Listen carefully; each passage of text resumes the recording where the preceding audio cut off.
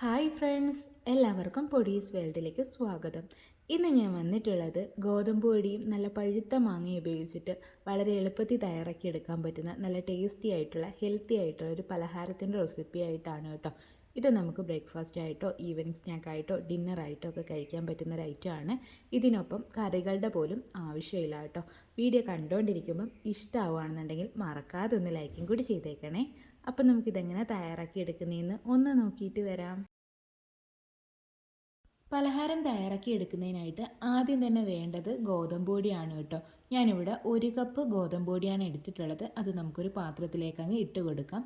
ഞാനിവിടെ ഒരു ചെറിയ അളവിലാണ് കേട്ടോ ചെയ്ത് കാണിക്കുന്നത്. കൂടുതൽ വേണമെന്നുണ്ടെങ്കിൽ അളവ് കൂട്ടിയിട്ട് എടുക്കുക. ഇനി ഇതിലേക്ക് കുറച്ച് ഉപ്പ് ചേർത്ത് കൊടുക്കുക കേട്ടോ. എന്നിട്ട് ഇത് നന്നായിട്ടൊന്ന് മിക്സ് ആക്കിയിട്ടും കൂടി എടുക്കാം. അതിനുശേഷം ഇതിലേക്ക് വെള്ളം ഒഴിച്ചിട്ട് ഇതൊന്ന് കുഴച്ചിട്ടെടുക്കാം. ചപ്പാത്തി മാവിനേക്കാളും കുറച്ചുകൂടി സോഫ്റ്റ് ആയിട്ടുള്ളൊരു മാവാണ് വേണ്ടത്. ആദ്യം തന്നെ മുഴുവനായിട്ടും വെള്ളം എടുത്ത് ഒഴിക്കരുത്, കുറച്ച് കുറച്ചായിട്ട് ഒഴിച്ചിട്ട് കുഴച്ച് നോക്കുക കേട്ടോ. ചപ്പാത്തി മാവിനേക്കാളും കുറച്ചുകൂടി സോഫ്റ്റ് ആയിട്ട് വേണം കുഴച്ചിട്ടെടുക്കാൻ വേണ്ടിയിട്ട്.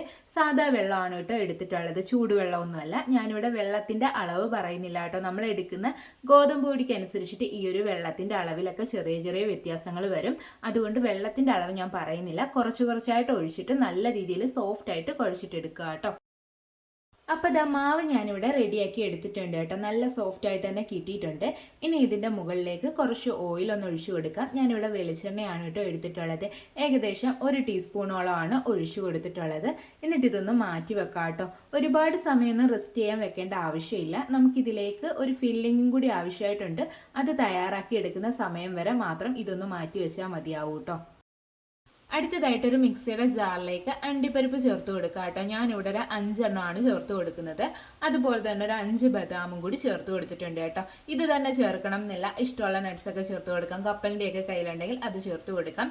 ഇത് താല്പര്യമില്ലെങ്കിൽ ഒഴിവാക്കുകയും ചെയ്യാം കേട്ടോ. പക്ഷേ ഇതൊക്കെ ചേർക്കുകയാണെന്നുണ്ടെങ്കിൽ കുറച്ചുകൂടി ഒരു ടേസ്റ്റ് കിട്ടും, അത്രയേ ഉള്ളൂ. എന്നിട്ട് ഇത് നന്നായിട്ടൊന്ന് പൊടിച്ചിട്ടെടുക്കുക കേട്ടോ. നല്ല രീതിയിൽ തന്നെ പൊടിച്ചിട്ടെടുക്കണം. അപ്പോൾ ഇത് ആദ്യം ഒന്ന് പൊടിച്ചെടുത്തിട്ടുണ്ട്. ഇനി ഇതൊന്ന് മാറ്റി വെക്കാം.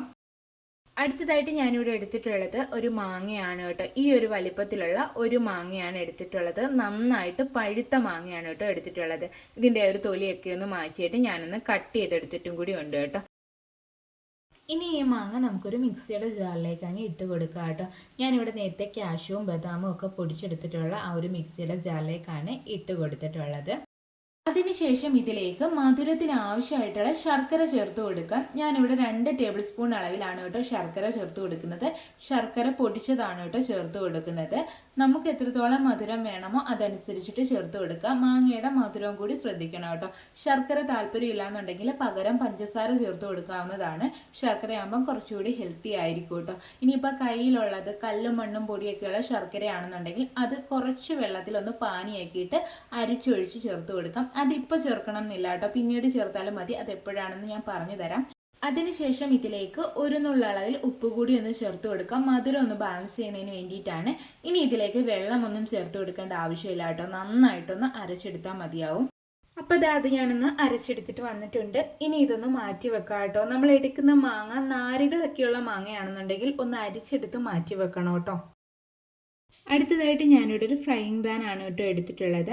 അതിലേക്ക് ഏകദേശം ഒരു ടീസ്പൂണോളം നെയ്യൊന്ന് ഒഴിച്ചു കൊടുത്തിട്ടുണ്ട്. നെയ്യൊന്ന് ചൂടായി വരുമ്പോഴേക്കും നമുക്കിതിലേക്ക് ഒരു 1/2 കപ്പ് അളവിൽ ചിരകിയ തേങ്ങയൊന്ന് ചേർത്ത് കൊടുക്കാം. എന്നിട്ട് ഇത് നമുക്കൊന്ന് റോസ്റ്റ് ചെയ്തിട്ട് എടുക്കാം കേട്ടോ. ഇതിൻ്റെ കളറൊന്നും മാറേണ്ട ആവശ്യമില്ല, പക്ഷേ ആ ഒരു വെള്ളം തന്നെ വെക്ക് നന്നായിട്ടൊന്ന് വറ്റി വരണം. അതുവരെ വേണം ഒന്ന് റോസ്റ്റ് ചെയ്തിട്ട് എടുക്കാൻ വേണ്ടിയിട്ട്. ഒരു മീഡിയം ഫ്ലെയിമിൽ വെച്ചിട്ട് വേണം ഒന്ന് വറുത്തെടുക്കുക കേട്ടോ. അപ്പോൾ ഇതാ തേങ്ങയൊക്കെ ഇവിടെ റെഡി ആയിട്ട് വന്നിട്ടുണ്ട്. ഇനി ഇതിലേക്ക് നേരത്തെ അരച്ച് വെച്ചിട്ടുണ്ടായിരുന്ന മാംഗോൻ്റെ പൾപ്പ് അങ്ങ് ചേർത്ത് കൊടുക്കാം. എന്നിട്ടിത് നന്നായിട്ടൊന്ന് മിക്സ് ആക്കിയിട്ട് എടുക്കുക കേട്ടോ. ശർക്കര പാനിയൊക്കെയാണ് ചേർത്ത് കൊടുക്കുന്നതെന്നുണ്ടെങ്കിൽ അത് ഈ സമയത്ത് ചേർത്ത് കൊടുക്കുക കേട്ടോ. എന്നിട്ട് നന്നായിട്ട് മിക്സ് ചെയ്തിട്ട് എടുക്കാം. അപ്പോൾ നമ്മുടെ മാംഗോൻ്റെ പൾപ്പ് നന്നായിട്ടൊന്ന് തിളച്ച് ചെറുതായിട്ടൊന്ന് വറ്റി വന്നിട്ടുണ്ട് കേട്ടോ. ഈ ഒരു സമയത്ത് നേരത്തെ പൊടിച്ച് വെച്ചിട്ടുണ്ടായിരുന്ന ബദാമും കാഷ്യൂവും കൂടി അങ്ങ് ചേർത്ത് കൊടുക്കാം. അതിനുശേഷം ഇതിലേക്ക് ഒരു 1/2 ടീസ്പൂൺ അളവിൽ ഏലക്കാപ്പൊടി കൂടി ഞാൻ ചേർത്ത് കൊടുക്കുകയാണ് കേട്ടോ. എന്നിട്ട് ഇത് നന്നായിട്ട് പിന്നെയും മിക്സ് ചെയ്തിട്ട് കൊടുക്കാം. നന്നായിട്ട് കണ്ടിന്യൂസ് ആയിട്ട് മിക്സ് ചെയ്ത് കൊടുക്കുക കേട്ടോ. ഇത് കുറച്ച് വെള്ളമൊക്കെ വറ്റി ഒന്ന് ഡ്രൈ ആയിട്ട് വരണം. അതുവരെ വേണം നമ്മൾ മിക്സ് ചെയ്തിട്ട് എടുക്കാൻ വേണ്ടിയിട്ട് കേട്ടോ. മീഡിയം ഫ്ലെയിമിൽ വെച്ചിട്ട് വേണം ഇങ്ങനെ ചെയ്തിട്ട് എടുക്കാൻ വേണ്ടിയിട്ട്. കണ്ടിന്യൂസ് ആയിട്ട് ഇളക്കി കൊടുക്കുകയും വേണം കേട്ടോ. അപ്പോൾ ഇതാ നമ്മുടെ ഫില്ലിംഗ് ഇവിടെ റെഡി ആയിട്ട് കിട്ടിയിട്ടുണ്ട് കേട്ടോ. അതാ ഇതുപോലെ പാനിൽ നിന്നൊക്കെ ഒന്ന് വിട്ട് കിട്ടണം. ആ ഒരു രീതി ആകുമ്പോൾ വേണം ഫ്ലെയിം ഓഫ് ചെയ്ത് കൊടുക്കാൻ വേണ്ടിയിട്ട് കേട്ടോ. ഇനി ഇതൊന്ന് എടുത്ത് മാറ്റി വെക്കാം. എന്നിട്ട് ഇതിൻ്റെ ചൂടൊന്ന് മാറുന്നിടം വരെ ഒന്ന് വെയിറ്റ് ചെയ്യാം കേട്ടോ. അപ്പോൾ ഇതാ ഫില്ലിങ്ങിൻ്റെ ചൂടൊക്കെ ഒന്ന് മാറി വന്നിട്ടുണ്ട്. നമുക്കിനി ഇതങ്ങ് ബോൾസ് ആക്കിയിട്ട് എടുക്കാം കേട്ടോ. അപ്പോൾ ഇതാ ഇതുപോലെ ആക്കിയിട്ട് എടുക്കുക. ബാക്കിയുള്ളതും ഞാൻ ഇതുപോലെ തന്നെ ഒന്ന് റെഡി ആക്കിയിട്ട് എടുക്കട്ടെ കേട്ടോ. അപ്പോൾ ഇതാ അതെല്ലാതും ഞാൻ ബോൾസ് ആക്കി എടുത്തിട്ടുണ്ട്. എനിക്ക് ഈ ഒരു വലിപ്പത്തിലുള്ള ഒരു 5 എണ്ണമാണ് കേട്ടോ കിട്ടിയിട്ടുള്ളത്. അടുത്തതായിട്ട് നേരത്തെ നമ്മൾ കുഴച്ച് വെച്ചിട്ടുണ്ടായിരുന്ന ആ ഒരു ഗോതമ്പ് മാവ് ഒന്നുകൂടി നമുക്കൊന്ന് കുഴച്ചിട്ടെടുക്കാം കേട്ടോ. നല്ല സോഫ്റ്റാക്കി ഒന്നും കൂടി കുഴച്ചെടുക്കാം. അപ്പോൾ ഇതാ ഗോതമ്പ് മാവ് നന്നായിട്ട് കുഴച്ചെടുത്തതിന് ശേഷം അതും ഞാൻ ബോൾസ് ആക്കി എടുത്തിട്ടുണ്ട്. അതും എനിക്കൊരു 5 എണ്ണമാണ് കേട്ടോ കിട്ടിയിട്ടുള്ളത്.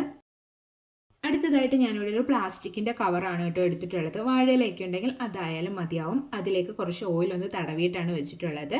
അതിലേക്ക് നമ്മൾ റെഡിയാക്കി വെച്ചിട്ടുണ്ടായിരുന്ന ആ ഒരു ഉരുളയുണ്ടല്ലോ അതിങ്ങനെ വെച്ച് കൊടുത്തിട്ട് നമ്മുടെ കൈ വെച്ചിട്ട് തന്നെ ഇങ്ങനെ ഒന്ന് പ്രസ് ചെയ്ത് കൊടുക്കുക കേട്ടോ.